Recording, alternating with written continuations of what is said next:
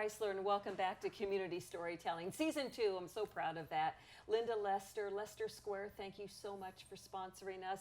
Gatos Art House in Los Gatos. I mean, these beautiful canvases, so much color on the set. I love it too. And I love having you with us today. I am talking on Community Storytelling with somebody you probably already know, and I'm just learning about him. Do I call you Richard Katz? Do I call you the bagpipe guy, the bagpiper? You can just call me Richard. We can be friends. But around Los Gatos, they know you as the bagpipe guy. Most people that see me say, oh, you're that bagpipe guy, and the next question is, where are your bagpipes? And where are they? You didn't bring them They're today at either. home. How many do you own? I play Scottish Highland pipes, which is wearing the kilt. Yes. I also play the Irish Uilleann pipes, which most people aren't familiar with, but they're the traditional bagpipe of Ireland.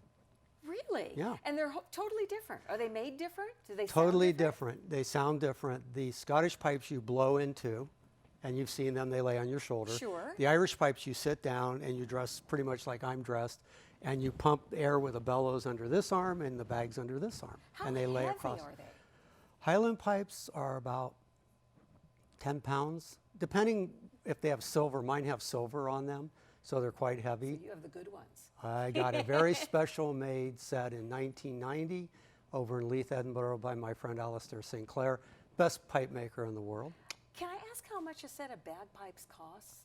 A standard set of bagpipes run about $1,500, and they can go all the way up to $10,000, Yeah, depending I on figured. decoration. You know, Yes. my set, I think my set of Highland pipes was $2,500. My set of Irish pipes, when I got those, was made in Sligo, Ireland, and those were about $3,500. And they're handmade. They're handmade. Yes, in a little shop. Wow. Do you have children? I have 2 daughters. Were they ever allowed to touch your bagpipes? They never wanted to. Yeah. They actually said, you know, Dad, we know every single song you play because you've played them over and over and over. They don't know the names, but they've heard them. I mean, how would you even think to know or to want to play bagpipes? Well, at 13, I was coerced into becoming a drummer for my brother's rock and roll band. Locally? Locally, Saratoga, Los Gatos. What were they called? Blue Ash.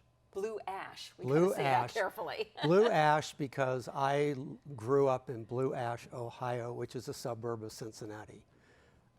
So we had a band for about 5 years, and we did what every band did. We had arguments, and we broke up, and then we kind of split off. Our claim to fame was we played the Santa Clara Fairgrounds with Iron Butterfly and Carlos Santana. That is a claim to fame. You know, if anybody's heard of them. And if you you're were old only enough. like 13 when you were doing this? No, at that time I was about 17. Wow. So anyway, later in life, after being married and having kids, my wife found out we had Scottish background. So we went to a South Bay Scottish Society dinner, and there were men there wearing kilts. I'd never seen any of this in my life. I wasn't real familiar with bagpiping or bagpipes. At the end of the dinner, a pipe major was there, and he stood up and he said, I'm looking for students. If anybody's interested, come up and talk to me afterwards. To my surprise, my wife nudged me and said, you'd do good at that. You should go talk to him. So, doing what my wife said, I did. I took lessons from him, and then I took lessons from his student, who we found out we worked at the same company. So we would go out in the parking lot and practice at lunch. And you got your kilts. I got my kilt made in Dunbar, Scotland, and had that sent over. It's a beautiful thing. And They then, seem itchy. no, not at all. Okay. Well, I guess if you're allergic to wool, but no, they're quite heavy. They're not that warm, but they're a heavy thing. It's 8 yards of 8-ounce wool wrapped around 1.5 times. And I got you away from your story. Yeah, I'm sorry. Anyway, let's see. We were Where talking was I? about you were practicing lunchtime. Practicing, and then we got so good that we started taking lessons from a professional piper. We would go every morning down to Morgan Hill and take lessons from him in what was known as the ice cave, his garage, because it was freezing. And he would always say, buck up, get used to it, because you're going to be playing out in the cold anyway, so you got to learn to do this. When we left him, I gave him a kazoo on a plaque that said, to the Laird of the Ice Cave, which he today still loves and has. So anyway, I started playing bagpipes, and he coerced me into competing. I competed for 5 years. I took 16 medals, which I am proud of. My. And then because of playing, people hear about you.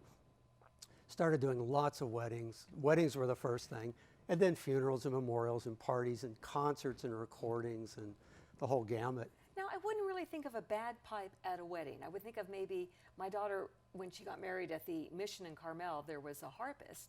But bagpipes I hadn't thought of. Bagpipes are very traditional at weddings and Yeah? funerals. Traditionally at a wedding, you would do the recessional.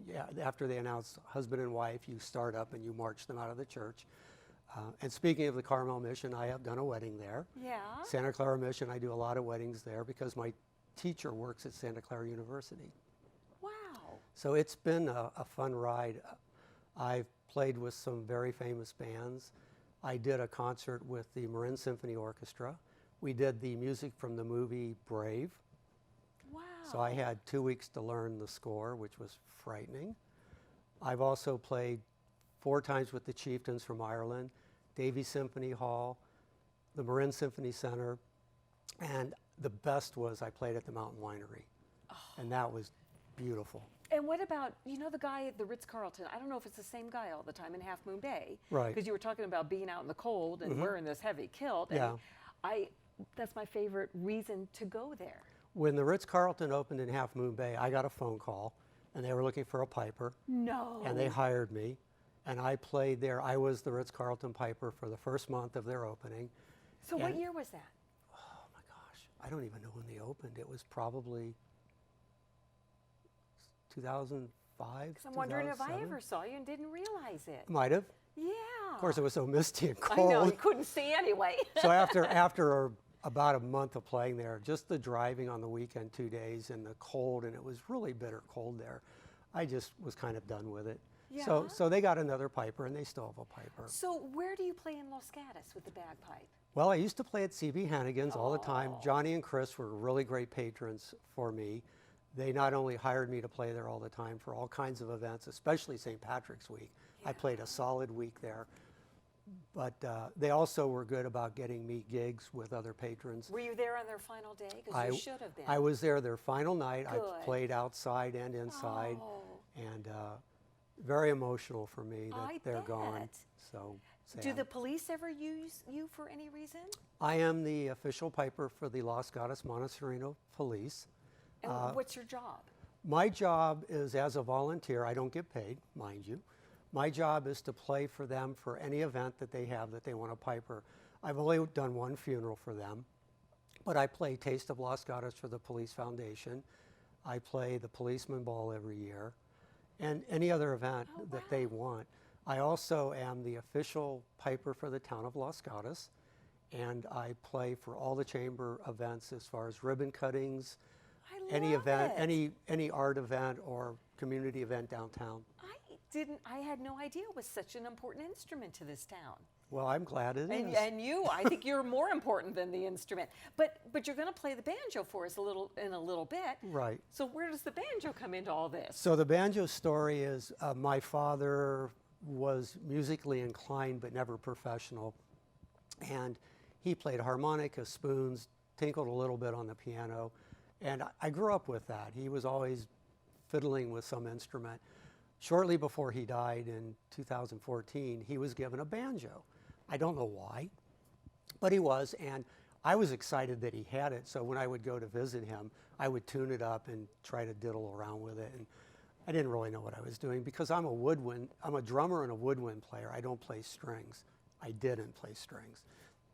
So after he died, I don't know why, sort of to honor my dad, I thought, I need to learn this. So I have spent hours and hours of practicing and collecting banjos to my wife's. How many do you have? I had 5, I now have 3. And how much does a good banjo cost? A lot? Yeah. Maybe we shouldn't say since your wife will be watching. She knows. She has to give permission.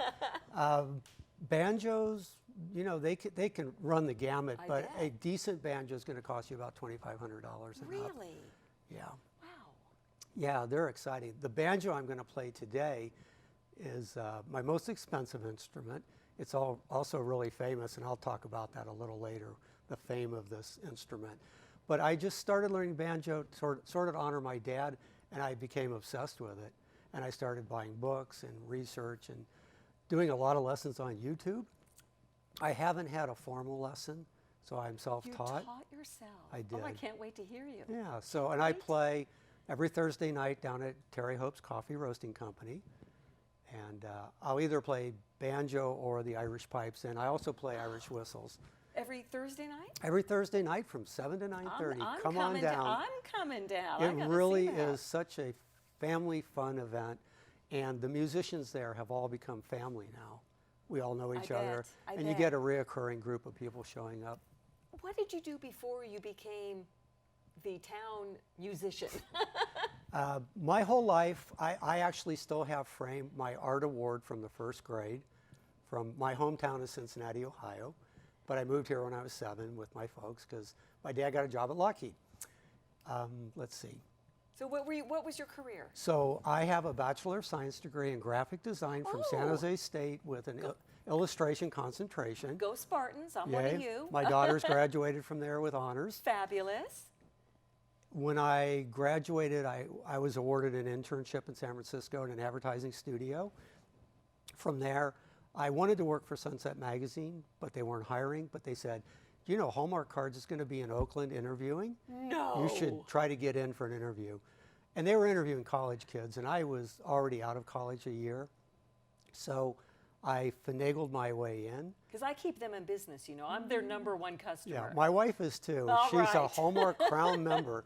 We buy a lot of Hallmark. We're collectors. So I got the interview with Hallmark. They flew me to Kansas City, Missouri for another set of interviews for a weekend. I came home and I thought, I don't really want to move to Kansas City, but they offered me the job. And after a lot of coercing, I took it. So we moved to Kansas City and I worked as a greeting card artist for Hallmark Card Company. And it was really exciting. So you would look at whatever somebody had written for their new card and you would decide what would be the perfect design, Sort of. sort of? So briefly what they would do is they would give you a packet. It would have the writing in it saying this is what the card's going to say. This is the image that we would like to see. First thing you would do is you would sketch out the artwork and you would go before a committee of the Hall family who own Hallmark Card So Company. the Hall family. They own Hallmark. It's still family owned. I actually got to meet Mr. J.C. Hall who founded the company. No. It's called Hallmark because his name was Hall. Oh, Hallmark because a hallmark on jewelry means it's a fine item of jewelry. And he started it by selling handmade greeting cards out of a shoebox in downtown Kansas City, Missouri. So I worked there and got to meet the family. They would judge your card. If they approved it, you would go off and you would finish the painting in color. They would judge it again. If they signed off, then it went into production. The interesting thing is, once you were done with it, it was 2 years before it was published really? on the market. So we had already left Kansas City to come back home, and I went to the Hallmark store and I bought all of them. Well, I don't blame you, Yeah. and I hope you framed them. I mean, No. I don't know. Well, I save all my Hallmark. I have drawers full of We do cards. too. Yes. And my significant other, when we first started dating, I would send him a card every week, and he finally said, "I have no more room for your run out." cards. I'm just gonna have to go in my underwear drawer next, Oh, or dear. something, because I have so many cards." But Right. I love Hallmark cards. I wish they weren't so pricey, but They are that, but it's yes, really great quality. and it's a keepsake. Yeah, it's they a are keepsake. meant to be that way. So we got to get back to why you're here, because you're the banjo player and the bagpipe player. But you brought your banjo. Let's see your banjo. Okay. And what are you going to play for us? I'm actually going to play a song by Henry Warhol. Sorry, Henry Warhol. It's from 1860, and it's called the Spanish Fandango. And he was from Cincinnati, Ohio, I just found out.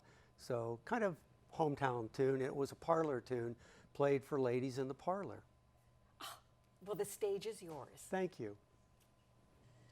So we've got the banjo man. You've got your banjo. That is a gorgeous banjo. Thank you. How old is it? This banjo is approximately 118 years old. It was made around 1900 in Philadelphia, Pennsylvania by the S.S. Stewart Company. Wow. So I don't know, they're the banjo makers? They were a prolific maker of banjos from about 1870 to 1920. Their heyday was up to about 1900 when Mr. Stewart died. And this banjo is quite ornate. It's got a lot of seashell. This was almost a presentation banjo. Instead of $60, it probably cost $100 whole dollars. It's quite gorgeous. It's got a lot of inlay. Look at that. The heel of the neck is cherry and it's carved with peonies. Oh. It's German nickel silver engraved. The head on it is made from calfskin. The strings are nylon. And this is walrus ivory here. And these are early celluloid pegs, tuning pegs. And this banjo was actually part of a collection called the Akira Samura collection in Tokyo, Japan. Unbelievable. He had 1,001 banjos. He published a book that's quite big. It cost about $1,001 if you can find one. And this banjo was sold from Philadelphia to New York City. It went from New York to Tokyo. It went from Tokyo back to New York. It went from New York to Blackpool, England, and I bought it from a fellow in Blackpool, England. So it is a world traveler. And it's a prized possession. It is my prized possession. I bet. One of Other them. than your 2 daughters. Yeah. And your wife. And my bagpipes. And your bagpipes. So I noticed you don't have a pick. You don't play banjo with a pick? I play an interesting style that's pretty much gone out of style, and it's making a comeback. It's called thumb lead 2-finger. So instead of like bluegrass where they wear picks and you play 3 fingers, I play with my thumb and index, and I don't use picks. And this is nylon stringed. So it's just picked that way, but you can pick really fast. So. Well, let's hear. Okay, so I'm going to play a song by Henry Worrall. He was from Cincinnati. This was written in 1860, and it's called the Spanish Fandango. It was a parlor piece that gentlemen would actually play for their lady friends in the parlor. So this is how it goes.